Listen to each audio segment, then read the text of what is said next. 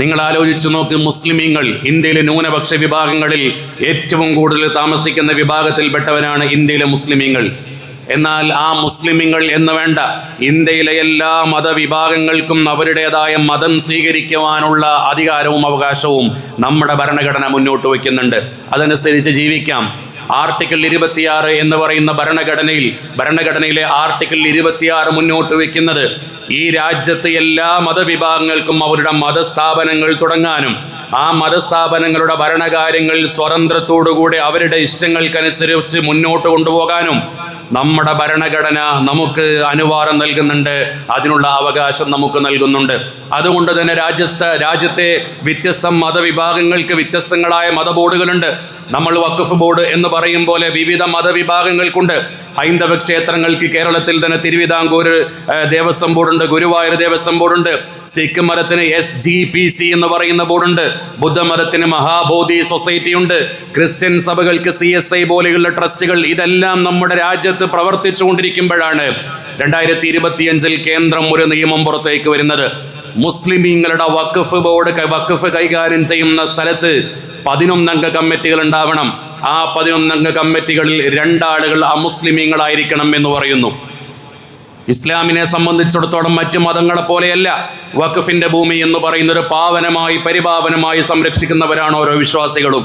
വഖഫിന്റെ ഭൂമി ഒരു ജമാഅത്ത് കമ്മിറ്റിക്ക് ഇഷ്ടം പോലെ ചെയ്യാൻ പാടില്ല, അത് വിൽപ്പന നടത്താൻ പാടില്ല. എന്തിനു വേണ്ടിയിട്ടാണോ വഖഫ് ചെയ്തതെങ്കിൽ ആ വഖഫിന്റെ തീരുമാനത്തിനനുസരിച്ച് മാത്രമേ അത് മുന്നോട്ട് പോകാൻ പറ്റുകയുള്ളൂ. ഒരാൾ ഖബർസ്ഥാനിന് വേണ്ടിയിട്ടാണ് വഖഫ് ഭൂമി നൽകിയതെങ്കിൽ അവിടെ ബിൽഡിംഗ് നിർമ്മിക്കാൻ പോലും ജമാഅത്ത് കമ്മിറ്റിക്ക് അധികാരമില്ല.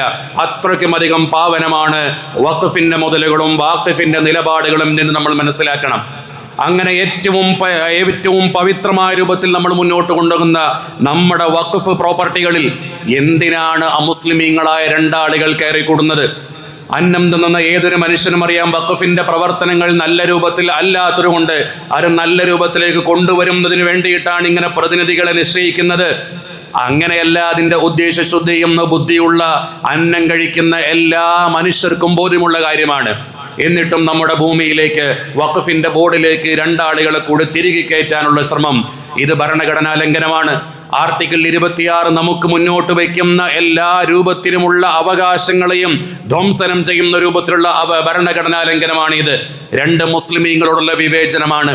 ഈ രാജ്യത്തുള്ള മറ്റു ഒരു മതവിഭാഗത്തിന്റെ ബോർഡിലും മറ്റുള്ള മതസ്ഥരെ ഉൾക്കൊള്ളിക്കേണ്ടതില്ല എന്ന് പറയുമ്പോൾ മുസ്ലിമീങ്ങളുടെ ബോർഡിൽ മാത്രം മറ്റു മതവിഭാഗങ്ങളെ ഉൾക്കൊള്ളിക്കണം എന്ന് പറയുന്നതിന്റെ പിന്നിലെ താല്പര്യം അത് മുസ്ലിമീങ്ങളോടുള്ള വിവേചനമാണ്. അല്ലെങ്കിൽ എന്തിനാണ് അങ്ങനെയുള്ള മറ്റുള്ള മതസ്ഥർ നമ്മുടെ ബോർഡിൽ കയറിക്കൊടുന്നത്? മുസ്ലിമീങ്ങൾക്കറിയാമല്ലോ ഇതെങ്ങനെ കൊണ്ട് നടക്കണമെന്നും ഇതിനെ ഏതൊക്കെ രൂപത്തിലാണ് ശുശ്രൂഷിക്കേണ്ടത് എന്ന് വ്യക്തമായി അറിയുന്നവരാണ് ജമാഅത്ത് കമ്മിറ്റിക്കാരും വഖഫ് ബോർഡിന്റെ അംഗങ്ങളും മുസ്ലിം പണ്ഡിതന്മാരും. അതുപോലെ ഇതിൽ ഒളിഞ്ഞിരിക്കുന്ന ഒരു ചതിയാണ് വഖഫ് ബോർഡിന്റെ ഉള്ളിലോട്ട് അന്യമതസ്ഥരായ ആളുകളെ തിരികെ കയറ്റിക്കൊണ്ട് ബോർഡിന്റെ ഉള്ളിൽ നിന്ന് തന്നെ പ്രശ്നങ്ങൾ ഉണ്ടാക്കുന്നു. അങ്ങനെ പ്രശ്നങ്ങൾ ഉണ്ടാക്കിക്കൊണ്ട് മുസ്ലിമീങ്ങളുടെ വിശ്വാസികളുടെ പ്രോപ്പർട്ടികൾ തട്ടിയെടുക്കുന്ന കാഴ്ചകൾ നമ്മളെ സംബന്ധിച്ചിടത്തോളം പുതിയൊരു കാഴ്ചയൊന്നുമല്ല. കഴിഞ്ഞ വർഷത്തിലാണ് ഉമ്മീദി പോർട്ടൽ എന്ന് പറഞ്ഞുകൊണ്ട് എല്ലാ വഖഫ് പ്രോപ്പർട്ടികളും നിർബന്ധമായും രജിസ്ട്രേഷൻ ചെയ്യണമെന്ന് കേന്ദ്ര ഗവൺമെന്റ് വിജ്ഞാപനം ഇറക്കുന്നത്. അതിന്റെ അടിസ്ഥാനത്തിൽ നമ്മുടെ ജമാഅത്തടക്കം വളരെ ചുരുങ്ങിയ സമയമാണ് മുന്നിൽ വെച്ചതെങ്കിലും ആ സമയം കൊണ്ട് നമ്മുടെ കെട്ടുറപ്പ് കൊണ്ട് എല്ലാ പള്ളികളും എന്നതുപോലെ ഉമ്മീദി പോർട്ടൽ രജിസ്ട്രേഷൻ നടത്തി.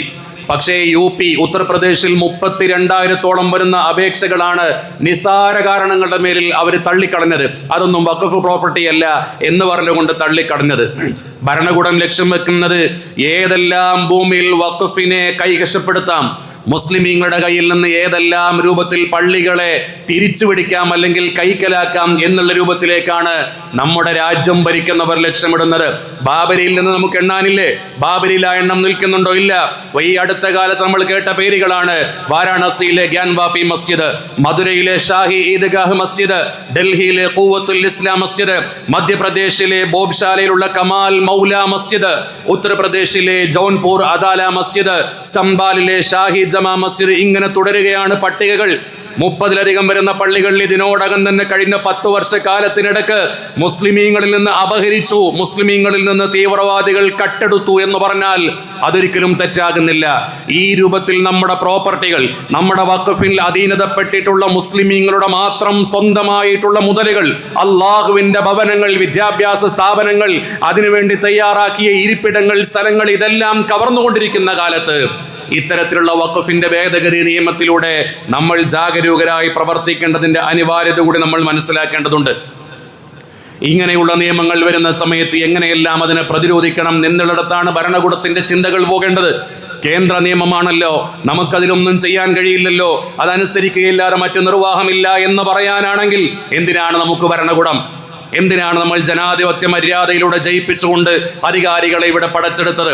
നമുക്ക് രാഷ്ട്രീയം എന്ന് പറയുന്നതും നമുക്ക് ഭരണാധികാരികൾ എന്ന് പറയുന്നതും ഭരണീയർ എന്ത് വിചാരിക്കുന്നുവോ കൽപ്പിക്കുന്നുവോ അത് നടപ്പിലാക്കാനുള്ള ഒരു സാമഗ്രികളല്ല അവർ. മറിച്ച് നമ്മുടെ താല്പര്യങ്ങൾ, ഭരണഘടനയുടെ താല്പര്യങ്ങൾ, വിശ്വാസികളുടെയും അവിശ്വാസികളായ മനുഷ്യരുടെയും താല്പര്യങ്ങൾ, അത് ഏതെല്ലാം രൂപത്തിൽ ക്രിയാത്മകമായി സംരക്ഷിക്കാൻ കഴിയുമോ എന്ന ലക്ഷ്യത്തെ ഏറ്റെടുക്കേണ്ടവരാണ് ഭരണകൂടങ്ങൾ.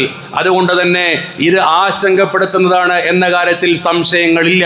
ആ ആശങ്കകൾ മാറ്റിക്കൊണ്ട് മനുഷ്യർക്ക് ഇവിടെ ജീവിക്കാൻ പറ്റുന്ന മതമൂല്യങ്ങൾ കാത്തു സൂക്ഷിച്ചുകൊണ്ട് മതത്തിന്റെ പ്രോപ്പർട്ടികൾ അതേ രൂപത്തിൽ ഒരു കേടുപാടുകളും വരാതെ സംരക്ഷിക്കാൻ, പ്രത്യേകിച്ച് കേരളത്തിൽ ഒരു മതത്തിന്റെയും ഒരു പ്രോപ്പർട്ടിയും നശിച്ചു പോകാൻ പാടില്ല എന്ന ഒരു നിർബന്ധ ബുദ്ധി ഭരണാധികാരികൾക്കും അങ്ങനെ നശിച്ചു പോകില്ല എന്ന ഒരു ഉറപ്പ് ഈ രാജ്യത്തുള്ള വിശ്വാസികൾക്ക് നൽകാൻ ഭരണകർത്താക്കൾ ബാധ്യസ്ഥരാണ് എന്ന് സാന്ദർഭികമായി ഓർമ്മപ്പെടുത്തുകയാണ്.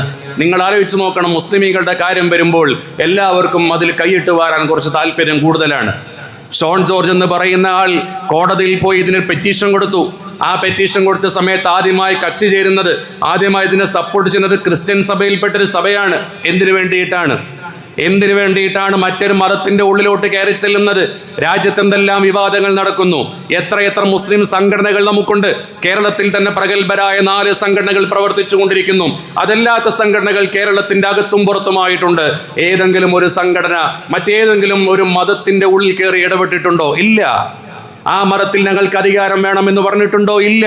നമുക്ക് നമ്മുടെ കാര്യം, ലക്കും ദീനുക്കും വലിയ ദീൻ എന്ന് പറഞ്ഞതിലൂടെ നമ്മുടെ താല്പര്യങ്ങളെ സംരക്ഷിക്കുന്നു. മറ്റൊരു മതസ്ഥന് ഒരു നിലക്കും നമ്മൾ പരിഹാസത്തോടുകൂടെ പോലും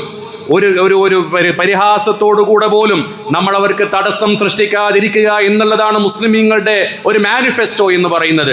അപ്പോഴാണ് മുസ്ലിമീങ്ങളുടെ സ്വത്തിൽ കൈയിട്ട് വാരാൻ നിൽക്കുന്നത്. അവരോട് സ്നേഹത്തോടു കൂടി ഓർമ്മപ്പെടുത്താനുള്ളത്, കുറച്ചു വർഷങ്ങൾക്ക് മുമ്പ് NRC ഇവിടെ നടന്നിട്ടുണ്ടായിരുന്നു. പൗരത്വ സമരങ്ങൾ നടന്നു. ആ പൗരത്വ സമരങ്ങൾ നടന്ന സമയത്ത് ഞങ്ങൾ ഇതിലൊന്നും ബാധകമല്ല എന്ന് പറഞ്ഞുകൊണ്ട് അതിനെല്ലാം പച്ചക്കൊടി കാണിച്ച് മുന്നോട്ട് പോയപ്പോൾ ഛത്തീസ്ഗഡിൽ കഴിഞ്ഞ വർഷത്തിലുണ്ടായ കാര്യം മറന്നിട്ടുണ്ടാവില്ല. സിസ്റ്റർ പ്രീതി മേരിയും സിസ്റ്റർ വന്ദന ഫ്രാൻസിസും അടക്കമുള്ളവർ അവിടെ മതപരിവർത്തനത്തിന്റെ പേരും പറഞ്ഞ് ജയിലിൽ അകപ്പെട്ടപ്പോഴാണ് ഞങ്ങളും ഇതിന്റെ ബലിയാടുകളാണ് എന്ന് ചിലർ മനസ്സിലാക്കുന്നത്. അതുകൊണ്ട് മുസ്ലിമീങ്ങളുടെ വഖഫ് പ്രോപ്പർട്ടി എങ്ങനെ കൈകാര്യം ചെയ്യണമെന്ന് കൃത്യമായി മുസ്ലിമീങ്ങൾക്കറിയാം. അത് ഏതൊക്കെ രൂപത്തിൽ പരിരക്ഷിക്കണം എന്നും മുസ്ലിമീങ്ങൾക്കറിയാം. അതിലോട്ട് മറ്റാരും കൈയിട്ട് വാരാൻ വരേണ്ടതുമില്ല. അങ്ങനെ മുസ്ലിമീങ്ങളുടെ അവകാശങ്ങളിൽ കൈയിട്ട് വാരിക്കൊണ്ട് ഈ രാജ്യത്തൊരു പുരോഗമനം ഉണ്ടാക്കേണ്ടതുമില്ല എന്ന് ഓർമ്മപ്പെടുത്താൻ വേണ്ടി ആഗ്രഹിക്കുകയാണ് എൻ്റെ പ്രിയപ്പെട്ടവരെ. അതുകൊണ്ട് നമ്മൾ മഹല്ലടിസ്ഥാനത്തിൽ, ജമാഅത്തുൽ അടിസ്ഥാനത്തിൽ, സംഘടനകളുടെ അടിസ്ഥാനത്തിൽ, നമ്മുടെ വ്യക്തിബന്ധങ്ങളുടെ അടിസ്ഥാനത്തിൽ, നമ്മുടെ സോഷ്യൽ മീഡിയ പ്ലാറ്റ്ഫോമുകൾ ഉപയോഗിച്ചുകൊണ്ട് വഖഫ് ഭൂമികളുടെ സംരക്ഷണം എല്ലാ നിലക്കും നമ്മൾ ഏറ്റെടുക്കേണ്ടതുണ്ട്.